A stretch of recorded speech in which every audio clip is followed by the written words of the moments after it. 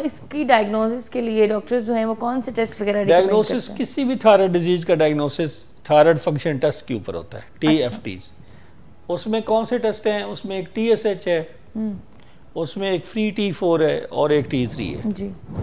तो आपका TSH कम होगा, T4 ज़्यादा होगा, क्योंकि TSH जो पिट्यूटरी से आता है वो कम होता है। आप समझे TSH का वेट के साथ कोरिलेट कर लें, TSH कम वेट कम, लेकिन थायराइड की बीमारी के हिसाब से TSH की इनवर्स रिलेशनिंग है। अगर कोई हाइपर थायराइड है तो TSH कम होगा, अगर कोई हाइपोथायराइड है तो TSH ज़्यादा होगा।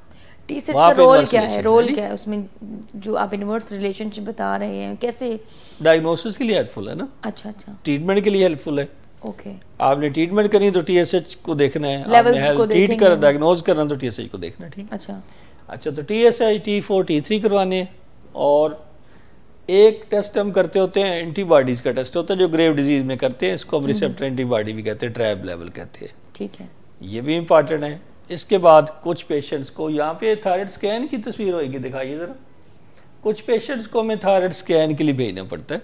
अच्छा, और ये तो उसकी ज़रा मॉडिफाइड पिक्चर जो है वो नज़र आ रही है, ये कोई लेटेस्ट इसकी टेक्नोलॉजी है, लेकिन इनमोल में हमारे यहाँ और शौकत खानम में और एक अभी प्राइवेट सेक्टर में भी लैब है, ये 3 लोग इसको अभी कर रहे हैं थायराइड स्कैन को। इसमें एक इंजेक्शन लगाया जाता है पेशेंट को और उसके बाद उसके थायराइड के इमेज लिए जाते हैं।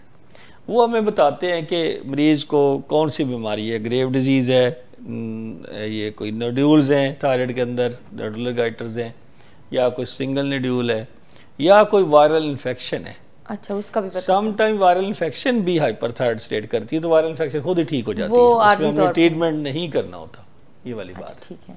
तो ये मुख्तलिफ उसके डायग्नोस्टिक मोडेलिटीज़ हैं, ज़्यादा नहीं है, बस सिंपल ब्लड टेस्ट है और एक स्कैन है। स्कैन भी हम हर एक पेशेंट में नहीं करवाते, हम पहले टेस्ट ब्लड का करवा लेते हैं एंटीबॉडीज़ का। ओके।